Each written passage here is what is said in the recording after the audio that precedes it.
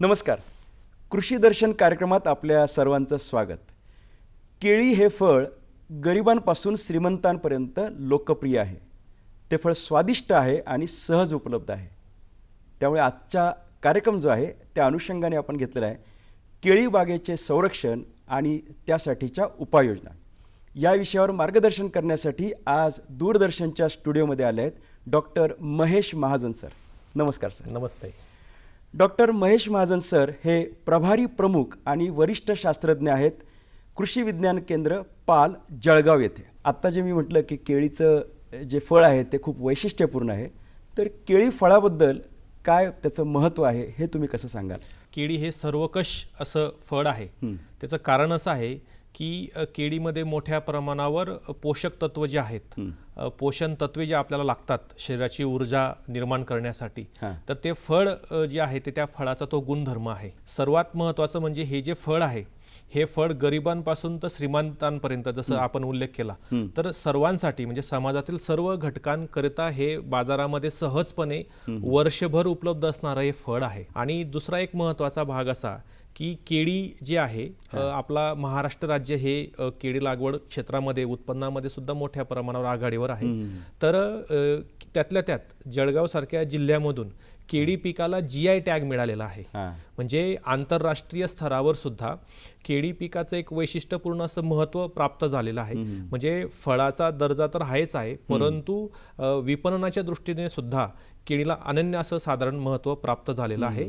आणि याच्यासोबत जसं आपण नारळाला कल्पवृक्ष म्हणतो त्याचबरोबर आपण केळीला सुद्धा कल्पवृक्ष आपण संबोधलं पाहिजे. त्याचं कारण असं आहे की केळीचा इतर जो काही भाग आहे म्हणजे त्याचे पानं असतील, त्याचं खोड असेल, त्याचं मूळ असेल, तर हे तर जमिनीसाठी आणि जनावरांसाठी तर उपयुक्त आहेच आहे, परंतु केळीचं फळ जे आहे ते आपल्या आहारासाठी फार महत्त्वाचं आहे. एकूण त्याचे हंगाम कोणते असतात आणि आज केळी संदर्भातली या पिकासंदर्भातली सद्यस्थिती काय आहे?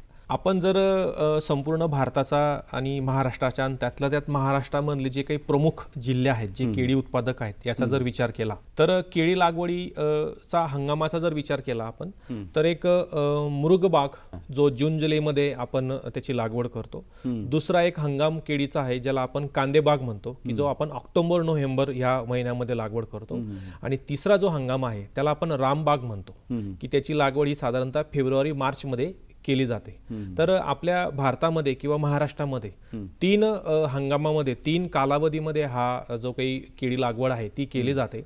आणि आज जर आपण आपल्या संपूर्ण राज्याची आणि देशाची जर स्थिती पाहिली तर जवळपास भारतामध्ये 9 ते 10 लाख हेक्टर एरिया हा केळी पिकाच्या क्षेत्रामध्ये मोडला जातो. म्हणजे आज मोठ्या प्रमाणावर केळी पिकाची लागवड झालेली आहे जी मागच्या 10 वर्षामध्ये साधारणतः 8 लाखाच्या आत, तर ते आज ते क्षेत्र जे आहे ते वाढलेलं आहे. दुसरा एक महत्त्वाचा भाग आपण आपल्या राज्याचा जर विचार केला तर आपल्या राज्यामध्ये सुद्धा मागच्या दशकाचा जर विचार केला आणि आजच्या वर्षातला जर विचार केला तर कुठेतरी 81,000 हेक्टरवरून महाराष्ट्रामध्ये आजची केळी ही 1 लाख ते 1,30,000 लाख हेक्टर एरिया जी आहे एवढ्या मोठ्या क्षेत्रावर केळीची लागवड महाराष्ट्रामध्ये होते आहे.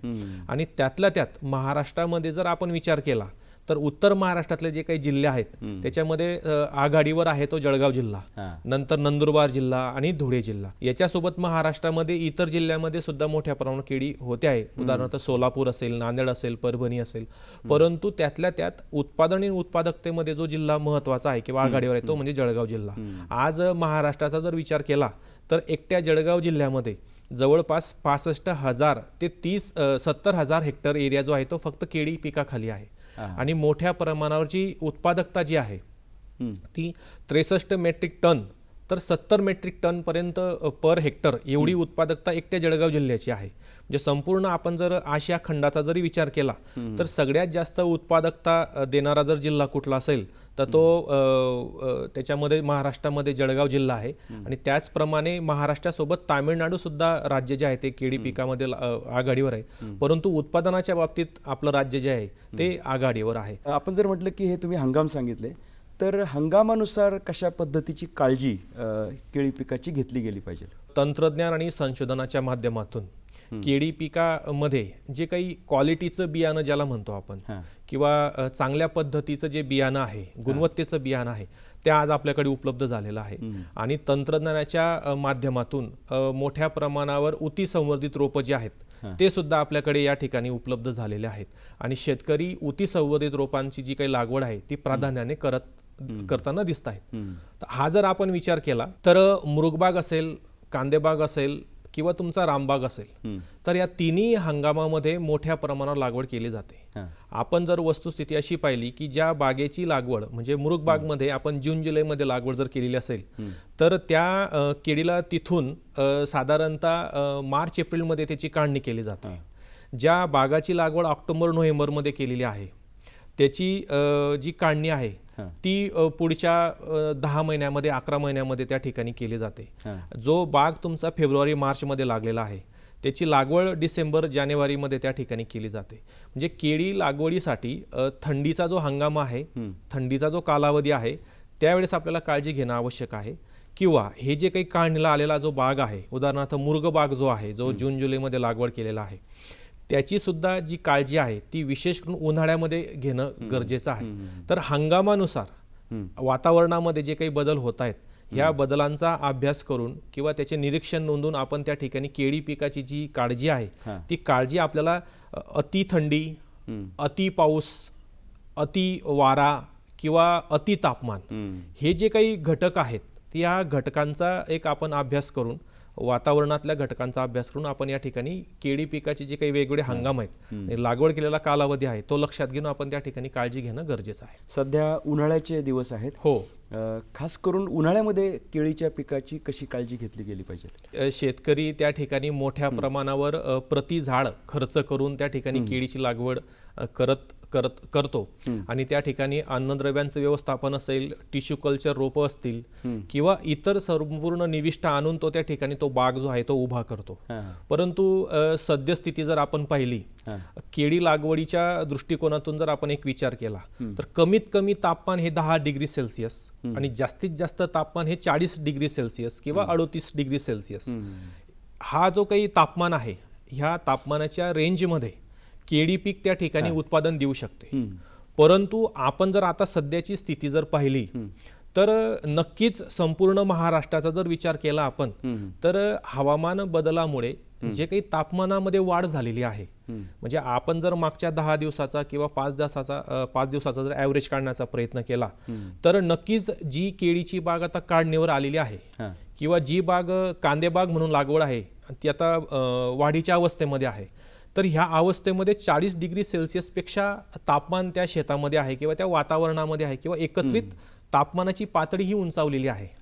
मग अशा अवस्थेमध्ये मुख्यत्वे केळी पिकामध्ये जर आपल्याला उन्हाळ्यामध्ये जर काळजी घ्यायची असेल, त्या केळीला जास्त तापमानापासून जर वाचवायचं असेल तर त्या ठिकाणी काही महत्त्वाच्या गोष्टी आहेत, त्या जर आपण बाबी त्या ठिकाणी समजून घेतल्या, शेतकऱ्यांनी जर विशेष करून समजून घेतल्या, मग त्याच्यामध्ये कुंपण लावणे आहे, केळीला आधार देणे आहे, आच्छादन करणे आहे, बांबू लावणे आहे, त्याच पद्धतीने काही पाण्याचं व्यवस्थापन फार महत्त्वाचं आहे, अन्नद्रव्याचं व्यवस्थापन आहे. तर हे संपूर्ण घटकांचा जर व्यवस्थित पद्धतीने त्या ठिकाणी शास्त्रोक्त पद्धतीने जर अंमलबजावणी केली आणि शास्त्रीय पद्धतीने त्या ठिकाणी जर त्याची मशागत पद्धत जर राबवली तर आपण केळी बागेचं उन्हाळ्यामध्ये जे काही नुकसान होणार आहे ते नुकसान आपण त्या ठिकाणी टाळू शकतो आणि अपेक्षित असं उत्पादन आपण त्या केळीपासून घेऊ शकतो.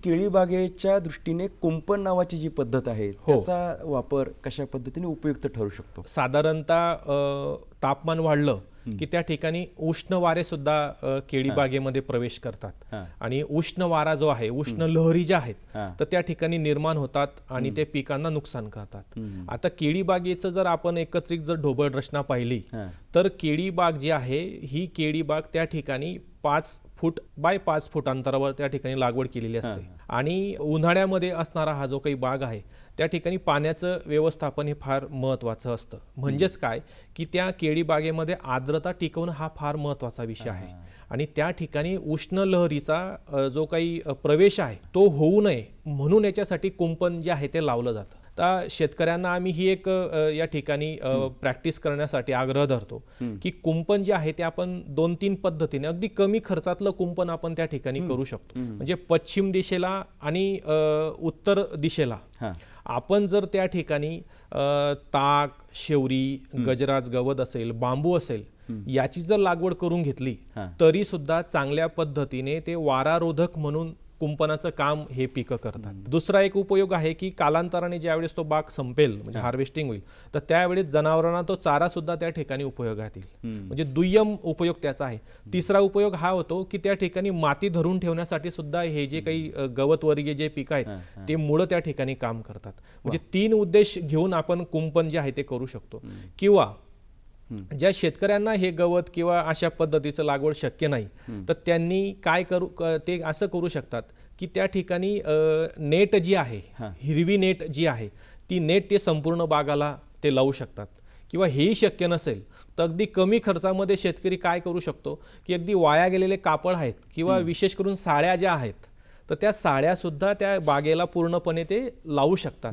आणि हेही शक्य नसेल तर वाया गेलेले जे काही कपाशीच्या तूरकाट्या आहेत किंवा तूरच्या तूरकाट्या आहेत किंवा ऊसाची पाचट आहे तर त्याचे सुद्धा ते ताट्या लावून त्या ठिकाणी ते कुंपण जे आहे ते फेन्सिंग जे आहे ते त्या ठिकाणी करू शकतात. म्हणजे अगदी कमी खर्चामध्ये आपण ही जी पद्धत आहे किंवा उष्ण वाऱ्यांना रोखण्यासाठीची जी काही पद्धत आहे ती जर केली तर त्या ठिकाणी त्या बागेला आपण कुंपणाचं संरक्षण देऊन बागेमध्ये तापमान आणि आर्द्रता हे आपण संतुलित ठेवू शकतो आणि बागेला उष्ण वाऱ्यांच्या प्रवेशापासून आपण रोखू शकतो. या सगळ्या प्रक्रियेमध्ये जसं आपण वारा रोखतोय त्याच पद्धतीने उन्हाळ्यामध्ये पाण्याचं बाष्पीभवन होत असेल किंवा ती एक समस्या असेल तर आच्छादन नावाचा जो उपाय आहे तो कशा पद्धतीने शेतकरी करू शकतील? उन्हाळ्यामध्ये सर्वसाधारणपणे जर आपण विचार केला तर नक्कीच त्या ठिकाणी पिकाची पाणी घेण्याची क्षमता जी आहे ती क्षमता त्या ठिकाणी वाढलेली असते. आणि एक असा युनिव्हर्सल असा एक नियम आहे की आपल्या शेतामध्ये वापसा स्थिती असणं फार महत्त्वाचं आहे. म्हणजे शेतामध्ये वापसा स्थिती जर असेल, पीक उभं असताना वापसा स्थिती असेल किंवा त्याला आपण इंग्रजीमध्ये फील्ड कॅपॅसिटी म्हणतो, ती वापसा स्थिती जर योग्य असेल तर त्या ठिकाणी मुळांची योग्य वाढ होते, मुळं योग्य प्रमाणामध्ये अन्नद्रव्य घेतात, मुळं योग्य प्रमाणामध्ये पाणी घेतात आणि त्यांचं जे काही चक्र आहे, जे वाढीचं चक्र असेल, त्याची शाकीय वाढ असेल, त्याची प्रजनन वाढ जी आहे तर ती होण्यासाठी मदत होते. परंतु विशेष करून जर आपण उन्हाळ्याचा जर विचार केला तर ही समस्या मोठ्या प्रमाणावर उद्भवू शकते. आणि म्हणून याच्यासाठी आपण काय करू शकतो तर आपण याच्यासाठी आच्छादन म्हणजे मल्चिंग ज्याला आपण म्हणतो तर त्या मल्चिंगचा वापर करून आपण जमिनीमधलं जे काही पाणी आहे त्या पाण्याचा योग्य पद्धतीने आपण त्या ठिकाणी मॅनेजमेंट करू शकतो. म्हणजेच त्या पिकाला त्या ठिकाणी फील्ड कॅपॅसिटी किंवा वापसा स्थिती ठेवण्यासाठी आपण मदत करू शकतो. मग आता शेतकऱ्याने काय करू शकतात तर शेतकरी कमी खर्चामध्ये काय करू शकतात तर अगदी वाया गेलेला भुसा असेल, गव्हाचं काळ असेल किंवा ऊसाची पाचट असेल, सोयाबीनचा भुसा असेल, कडबा असेल, कुट्टी असेल, गवत असेल, जे त्याच्या शेतावर वाया गेलेलं ॲग्रो वेस्ट आहे जे चांगल्या पद्धतीने कुजू पण शकतं, तर अशा पद्धतीचं मल्चिंग किंवा अशा पद्धतीचं आच्छादन जर आपण त्या ठिकाणी केलं तर त्या ठिकाणी त्या जमिनीमध्ये मोठ्या प्रमाणावर पाण्याची जी काही पातळी आहे किंवा जमिनीमधलं जे मॉइश्चर आहे ज्याला आपण सॉईल मॉइश्चर म्हणतो तर ते सॉईल मॉइश्चर संतुलित ठेवण्यासाठी त्या ठिकाणी मदत होते.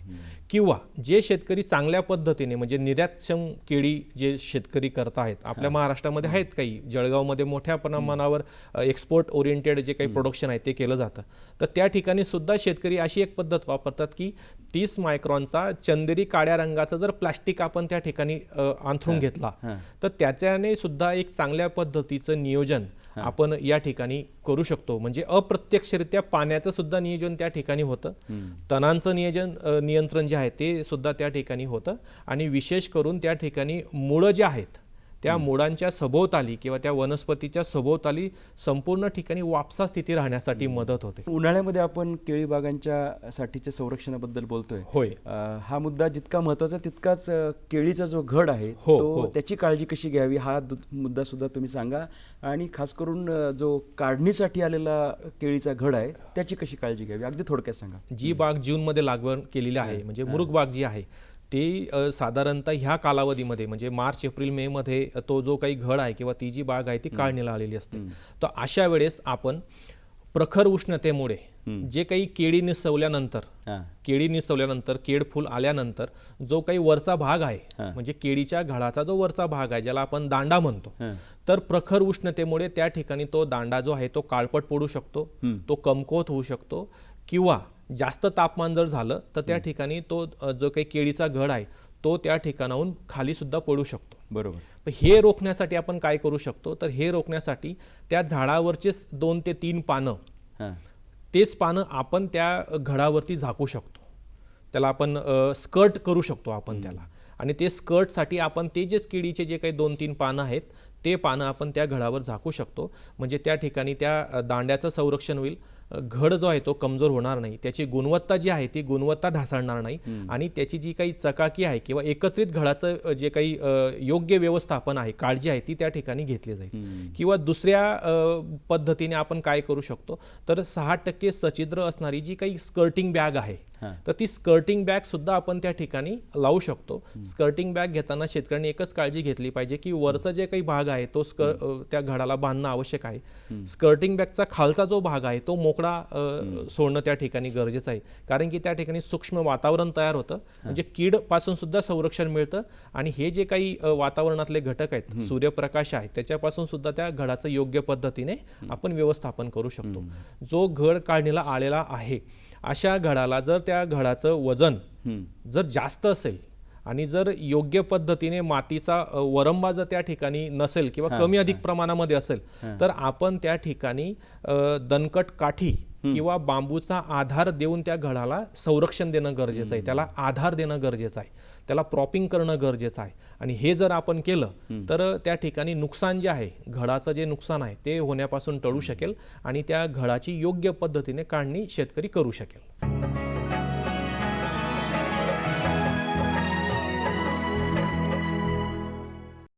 उन्हाळ्यामध्ये आपल्याला समजा केळीची लागवड करायची असेल तर कोणती काळजी घ्यावी? रामबाग जो आहे तो जनरली उन्हाळा सुरुवातीच्या अवस्थेमध्ये तो केला जातो म्हणजे फेब्रुवारी मार्च मध्ये केला जातो. तर मार्च एप्रिल मे मध्ये सुद्धा लागवड करणारे काही शेतकरी आपल्याकडे आहेत, की प्रॅक्टिस आपल्याकडे सुरू आहे, करतायत शेतकरी. तर ज्या ठिकाणी आता शेतकऱ्यांना खास करून ह्या हंगामामध्ये म्हणजे उन्हाळ्यामध्ये लागवड करायची असेल तर त्या शेतकऱ्यांनी लागवड करण्याच्या अगोदर एक साधारणतः 9-10 इंचावरती ताग जे काही पीक आहे त्या तागाची अगोदर पेरणी करून घ्यायला पाहिजे. ढोबळ मनाने एक 20 दिवस 30 दिवस अगोदर त्याची जर पेरणी करून घेतली तर ते झाड जे आहे ते झाड चांगल्यापैकी वाढू शकेल आणि त्याची सावली जी आहे ती सावली तयार व्हायला लागली की त्यानंतर मग आपण केळी रोपांची किंवा कंदांची लागवड त्या ठिकाणी केली पाहिजे. म्हणजे काय आहे की जे काही सूर्यप्रकाश आहे त्या सूर्यप्रकाशापासून त्या केळीचा जो काही घड आहे किंवा रोप आहे त्याला संरक्षण मिळेल तर ते तागाच्या सावलीमुळे आणि त्या ठिकाणी योग्य पद्धतीने त्याचं जर्मिनेशन उगवण त्या ठिकाणी होईल आणि त्या ठिकाणी रोगांचा प्रादुर्भाव असेल किंवा मॉर्टॅलिटी ज्याला आपण म्हणतो मर होण्याचं जे काही प्रमाण आहे ते प्रमाण किंवा सन बर्निंग त्या ठिकाणी होते तर ती सन बर्निंग रोखण्यासाठी अशा पद्धतीची उपाययोजना हे करणं गरजेचं आहे. दुसरा एक महत्त्वाचा भाग असा आहे की ज्या ठिकाणी अशा पद्धतीने लागवड करायची आहे जर तागासोबत आपण दुसरं 3 काड्या लावून आपण त्या ठिकाणी क्रॉप कव्हर सुद्धा त्या केळीच्या खोडाला किंवा आपण त्या केळीच्या रोपाला आपण संरक्षण देऊ शकतो. तर तशा पद्धतीचा क्रॉप कव्हर राहून आपण त्या केळीची लागवड केली पाहिजे. तिसरं एक महत्त्वाचं आहे याच्यामध्ये की आपण त्या ठिकाणी काही जैविक बुरशीचा वापर करून घ्यायला पाहिजे. म्हणजे ट्रायकोडर्मा असेल किंवा इतर जे काही मेटारायझियम ट्रायकोडर्मा सारखे जे काही जैविक बुरशी आहेत तर त्याचा वापर आपण त्या ठिकाणी केला पाहिजे. लागवड करताना गांडूळ खताचा वापर आवर्जून शेतकऱ्यांनी या ठिकाणी केला पाहिजे, कारण की त्या ठिकाणी उन्हाळ्यामध्ये मोठ्या प्रमाणात बाष्पीभवनाचा वेग वाढलेला असतो.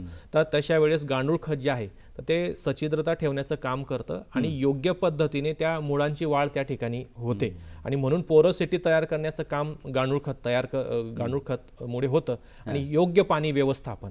तर ह्या कालावधीमध्ये उन्हाळ्यामध्ये ज्या काही मार्च एप्रिलमध्ये ज्या काही बागा किंवा लागवड करतो तर सर्वसाधारणपणे त्याला 5 ते 6 लिटर प्रति झाड प्रति दिवस एवढं पाणी त्या ठिकाणी लागतं. तर त्याचं नियोजन आपण केलं तर उन्हाळ्यामध्ये लागवड करताना ह्या गोष्टी जर आपण केल्या तर एक चांगल्या पद्धतीचा आपला बाग जो आहे तो त्या ठिकाणी सेटअप होऊ शकतो. याच्यामध्ये काही रोगांचा प्रादुर्भाव होऊ शकतो का, आणि म्हणजे त्यांचा अगदी उद्रेक झाला आहे अशी परिस्थिती येऊ शकते का? आणि हे सांगतानाच तुम्ही हे पण सांगा की एकूण याचं क्लासिफिकेशन वर्गीकरण कसं करता येऊ शकतं या सगळ्या रोगांचं? केळी पिकामध्ये जर आपण विशेष करून जर पाहिलं तर केळी पिकामध्ये सर्वच सूक्ष्मजीवांमुळे केळी पिकावर रोगांचा उद्रेक होताना दिसतो. पहिला तर जीवाणूजन्य जो रोग आहे, जो बॅक्टेरियल डिसीज आहे, त्याच्यामध्ये सगळ्यात महत्त्वाचा जो रोग आहे तो म्हणजे इरविनिया रॉट. त्याला हेड रॉट सुद्धा म्हणतो आपण, त्याला आपण कंदकूच असं म्हणतो. तो इरविनिया कॅराटाव्होरा हा जो काही जीवाणू आहे ह्या जीवाणूमुळे हा रोग होतो, त्याला आपण बॅक्टेरियल डिसीज असं म्हणतो. दुसरा जो एक महत्त्वाचा वर्गीकरणाचा भाग आहे रोगांचा तो म्हणजे विषाणूपासून पसरणारे रोग, म्हणजे ज्याला व्हायरल डिसीज आपण म्हणतो. त्याच्यामध्ये सर्वात महत्त्वाचा जो रोग येतो तो म्हणजे तुमचा CMV कुकुंबर मोझॅक व्हायरस. याला आपण इन्फेक्शियस क्लोरोसिस सुद्धा म्हणतो, याला कुकुंबर मोझॅक व्हायरस म्हणतो. याला पिवळा विषाणू जो काही आहे रोग आपण त्याला असं म्हणतो, केळीवरचा पिवळा विषाणू रोग मोझॅक रोग आपण त्याला म्हणतो. त्याच पद्धतीने ब्रॅक्ट मोझॅक आहे. तर अशा पद्धतीने हे रोग विषाणूमुळे होतात. आणि तिसरा जो महत्त्वाचा भाग आहे तो म्हणजे बुरशीमुळे होणारे रोग. तर बुरशीमुळे जो काही रोग होतो तो म्हणजे सिगाटोका नावाचा रोग होतो, ज्याला आपण करपा असं म्हणतो. परिस्थितीमध्ये जर आपण विचार केला तर करपा जो आहे तो 3 प्रकारचे स्पीसीजमुळे होतो. एक काळा करपा, पिवळा करपा आणि एक नारंगी करपा. पण जनरली जर आपल्याकडे जर आपण पाहिलं तर मायक्रोस्पोरा म्युसिकोला नावाची जी काही बुरशी आहे त्या बुरशीमुळे आपल्याकडे पिवळा करपा मोठ्या प्रमाणावर त्याची लागण होते. आणि याच्यासोबत मर रोग जो आहे त्या मर रोगाची सुद्धा मोठ्या प्रमाणावर लागण त्याला होते. त्याच्यामध्ये पनामा असं आपण त्याला म्हणतो, तर फ्युझॅरियम विल्ट आपण त्याला म्हणतो. तर अशा पद्धतीने जीवाणूजन्य, विषाणूजन्य आणि बुरशीजन्य तर तिन्ही सूक्ष्मजीवांमुळे केळी पिकामध्ये मोठं नुकसान होतं.